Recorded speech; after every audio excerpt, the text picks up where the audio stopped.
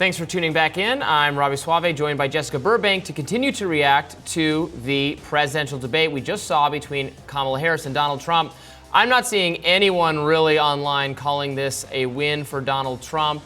Even people on the right conceding this was not a great night and blaming squarely the moderators for ganging up on Trump, fact-checking him, not doing the same for Kamala Harris. Noticed in particular, she attributed his bloodbath comment to being a call for political violence when it refers to the economic situation he thinks would happen under the continuation of the Biden administration under Harris.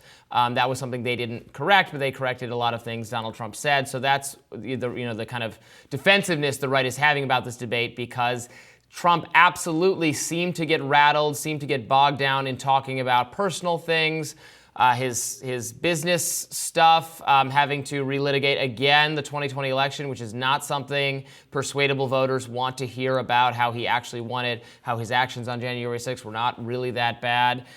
So this did not end up being a night for Donald Trump to gain ground among the persuadable voters. The prediction markets have Harris closing that little bit of a gap that had opened up with Donald Trump being ahead in some of the prediction markets recently. Now it's again all tied up. What are your thoughts, Jessica?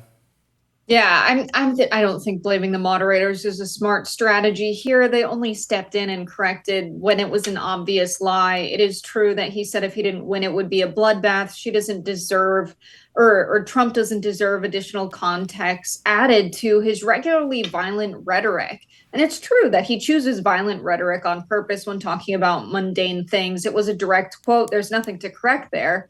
I do think that Kamala Harris specifically handled in the latter half of this debate the questions about race really well. She said it's a tragedy we have someone who wants to be president throughout the course of his career has used race to divide people. And I'm paraphrasing there. It's almost an exact quote. And I think handling the race commentary in that way is really smart. She focused on the future, about how we're going to invest in the dreams and aspirations and ambitions of people, really honing in on what the rhetoric will be around the opportunity economy. And Trump's closing remarks were pretty much, these guys are bad.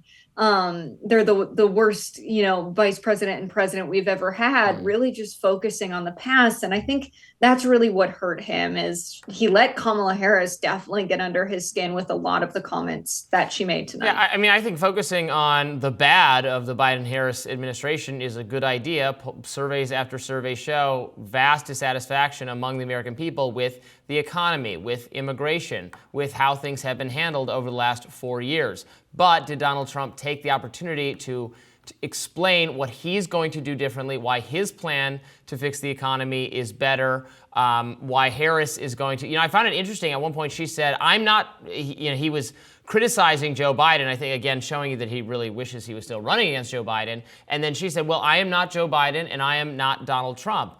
But of course, she's been a part of the administration. She's been responsible for the policies of Joe Biden. So does she not stand by these policies? She's at various points not really meant to explain what the differences are. But yes, it was a missed opportunity, certainly, for Donald Trump. I think if people who don't know Kamala Harris were watching and trying to decide, could I envision this person as president? I don't think she said anything so alarming, not to any near the extent of Joe Biden, obviously setting off alarm bells during the last debate, causing people almost in a very non-ideological, non-partisan fashion to say, man, there is just no way this guy can be president for 4 more years.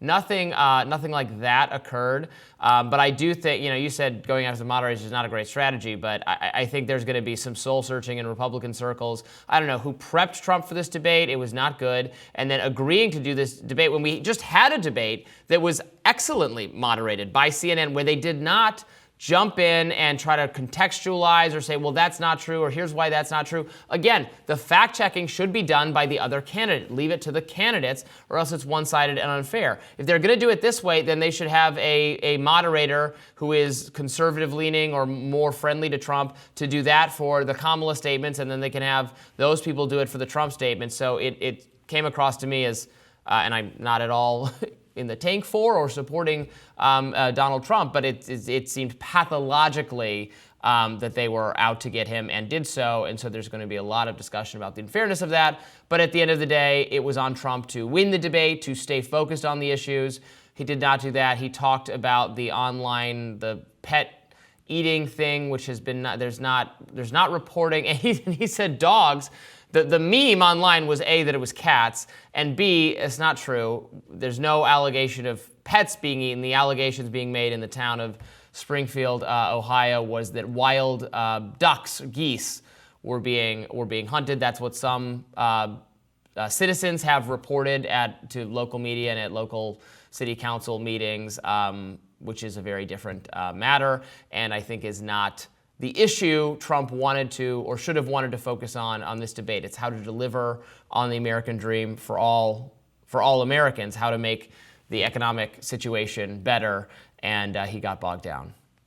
Right. Kamala Harris actually does have plans for precisely that. She spoke to the American dream and growing up in a middle-class family a lot tonight. She spoke specifically about her plan for startups in a part of the Opportunity Economy plan to have $50,000 in tax deductions. She spoke about the $6,000 that would go to young families as a tax credit in the first year of their child's life. She said this can go to, if you want to spend it on rent, if you want to spend it on a stroller, whatever the additional expenses you have.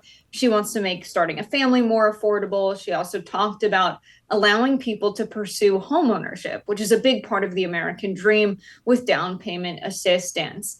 Donald Trump, when asked about his health care plan that he has been promising for 9 years, gave the response, "I have concepts of a plan." To the millions of Americans that are denied necessary coverage and prolong going to the doctor because they don't have health insurance, that is not a sufficient answer. And even when he was pressed on his record, Kamala won on that. So even if you might think, inflation's been something Americans have struggled with, these past 4 years haven't been easy, in large part because of the pandemic we experienced. He even lost out when he brought up Afghanistan, because Kamala Harris brought up the actual record on Afghanistan, saying 4 presidents have said we are going to get out of Afghanistan, and Joe Biden's the only one who actually did. But Donald Trump's negotiated plan was to pull out sooner. She pointed out it was an extremely weak deal, and then actually Trump's own national security advisor said it was weak, and he bypassed the government of Afghanistan, and negotiated directly with the Taliban and invited them to Camp David. She really had a moment with that. I still think. Do you think she had a moment with that? I thought that was a very confusing. I don't know how we can organize a withdrawal from Afghanistan without having some conversations with the Taliban. I mean, maybe if you're the most hawkish of the hawks, most interventionist, pro-regime change, we're the good guys, they're the bad guys. Maybe this is the Cheney in the Democratic Party now or something, saying it was shameful to talk to the Taliban. I think that was totally incoherent, and she was articulating a foreign policy vision there that was, while saying that Joe Biden was right to get out of Afghanistan, it was wrong to negotiate with the Taliban. Well, that was a part of the drawdown. So that, to me, that made absolutely no sense. And in fact, on foreign policy, there wasn't that much difference between them. They talked about Israel only very briefly. If you're someone who's a critic or skeptic of the bipartisan foreign policy consensus, I don't think you were getting significant policy differences between these candidates. 2 other quick things wanted to mention. It came up, Kamala Harris said that she is a gun owner. Did you catch that? That's news to me.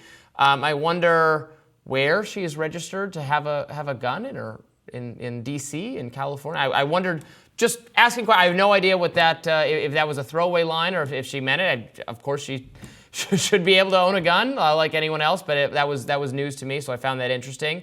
The other thing I wanted to mention is, of course, Taylor Swift has just put out her endorsement of Kamala Harris as expected. That came out now.